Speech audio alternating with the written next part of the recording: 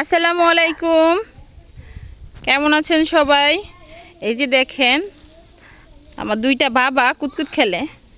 আসো সাইফান আসো, কুতকুত কী বাবা খেলে তখন যেন দেখছিলাম।